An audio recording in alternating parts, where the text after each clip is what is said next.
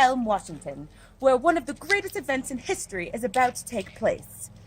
We are here at Chateau 51 on Jubilee Lane, and we're about to experience the first ever annual Thanksgiving Rillera British Baking Show.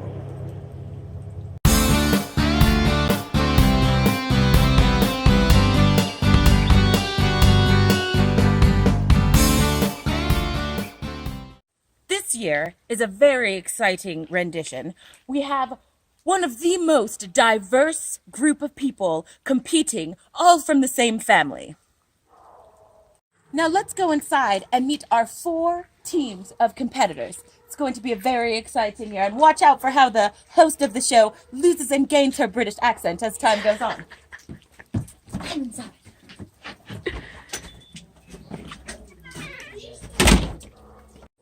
Our first team to introduce is a brother and sister duo, which unbelievably is made up of Sarah, the shortest human on the planet, and her older brother Brian, who is one of the most unfortunate beer brewers in the Pacific Northwest. Let's see what they have to bake. So for this year, we are going to make a dark chocolate walnut cream pie. We're not making apple pie? Oh. This is better. Sweet. Okay. All right. Tell us a little about this dessert and how you came up with it. What sorts of ingredients are we looking at?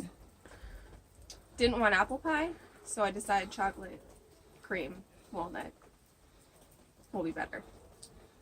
All right.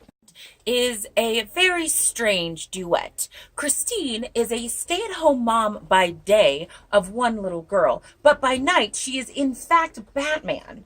And she is secretly assisted by her husband Fernando, who is unfortunately an illegal immigrant. So he's not featured very often on this video. See if you can catch a glimpse of him. Let's hear what they made. Okay, go. Sorry, I heard the beep. Okay, go. Okay. So I am making, so me and Fernando are making a croquembouche. Traditionally served as a celebratory cake in France, but becoming more and more popular in the UK, the croquembouche is the perfect addition to any dinner party. It literally translates as crack in the mouth, which is what happens when the crunchy caramel gives way to the gooey, creamy profiteroles. Which is profiterole puffs, pastry puffs that hopefully are technically tough to make because you have to get them to puff up in the oven correctly. So to impress the judge. Yeah, is that snow? And we're filling them with a butterscotch cream, which I've just made and put. Oh, am I supposed to say that? It's fine. And then, yeah, she loves the snow. And then we're going to, like, as you build the croquembouche, which is the pastry puffs build into like a cone, so there's looks like it at the top. You circle it with caramel, and we're gonna make our caramel from scratch, and then hopefully to impress the judges. Yeah, it's a snow. Maybe we can go play in it in a bit. So hopefully for more impression, and because it's a fall, I feel like butterscotch flavor is already a fall flavor. But then we're going to make some chocolate leaves to decorate it with. Okay. Sounds delicious. Yeah. Oh, sorry, didn't see you there. Let me tell you about our next contestants. This is a husband and wife duet. Simon, who is an unfortunately mustachioed fireman from Moses Lake, and his beautiful trophy wife, Maria, who is the brains of the operation. Let's see what they prepared for us today. Hi, my name is Simon, And I'm Maria. and we're making Chocolate lava cake, complete with some awesome toppings, hand selected by ourselves. We have some mint from our garden that goes into the ice cream, all the way from the South Farthing. all the way from the South Farthing onto our lava cake that is reminiscent of Mount Doom.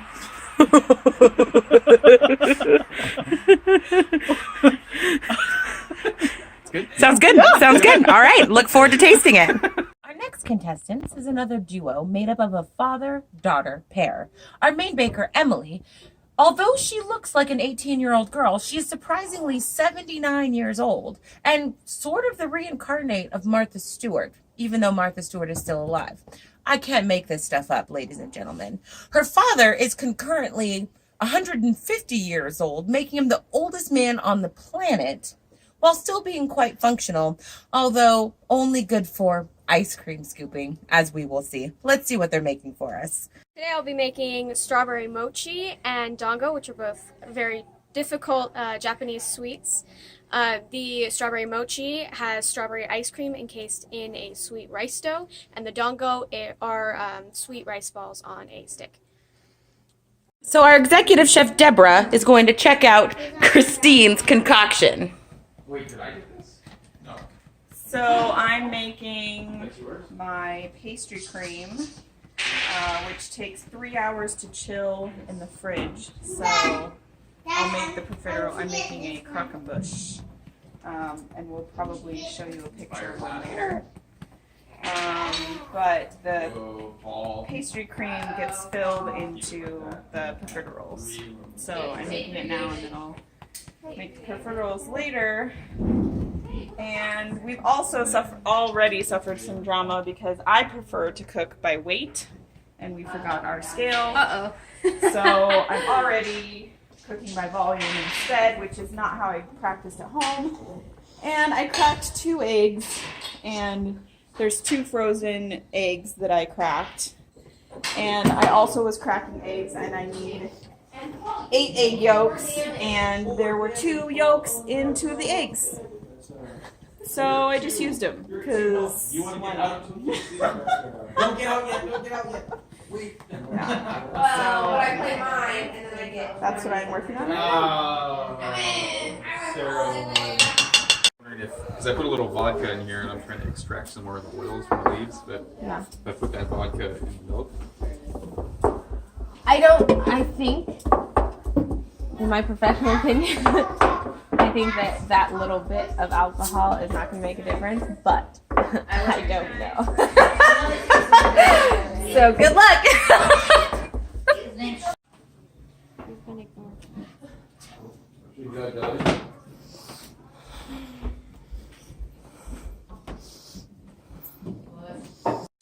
I'm not using the recipe you gave me.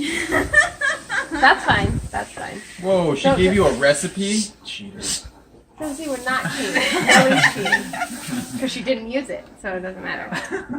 Because when the problem is you have the eggs, and so the eggs will curdle if you're like boiling, but then the cornstarch needs to boil, so it's a really fine spot. Oh, interesting. You know what I'm saying? Yeah. Are you videoing? Mm-hmm. Okay. So I'm not messing around. I could just make it and not strain it, but it has the smallest of little specks in it, and I want this pastry cream to be super smooth. So then I need to chill it for 3 hours at least once I get the butterscotch chips in, and you have to put a plastic wrap piece on top of it so it doesn't create a film.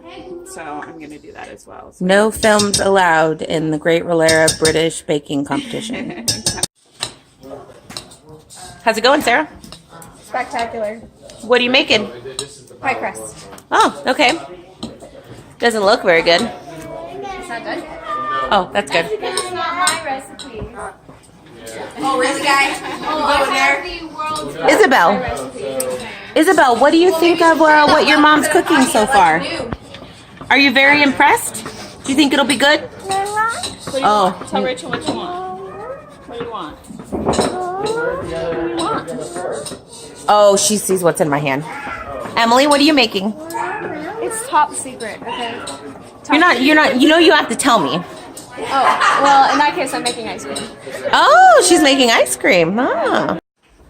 Sorry,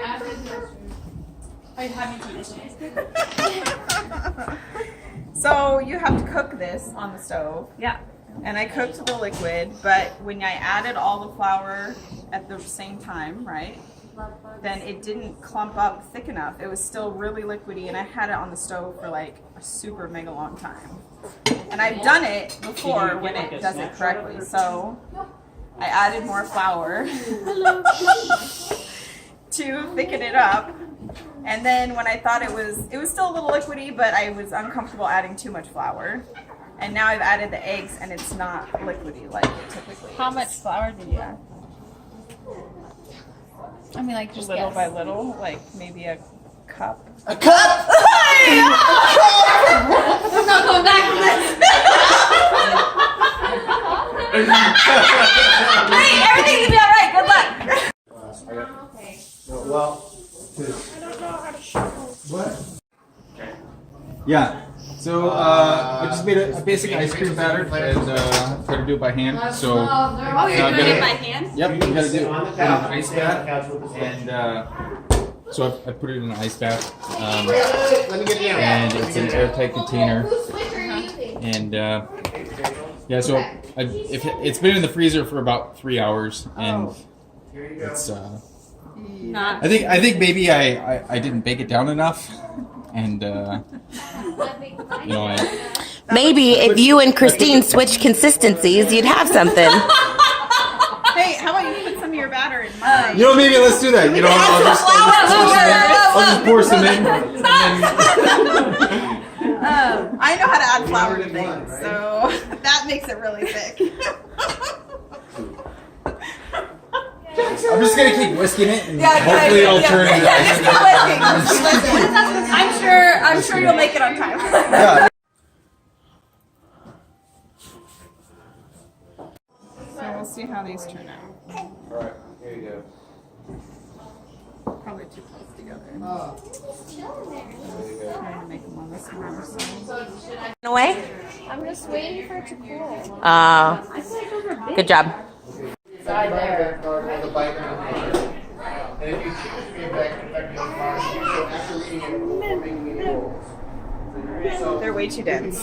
They're too dense? They puffed up a little bit, but they're way too, like, there's no, it should be hollow inside. Oh. So, and they were bubbling when I took them out, almost like there's too much butter. So I'm just gonna have to start again. Start again? Yeah. So to scrap them? Yep. Yeah, they're just way, it's not.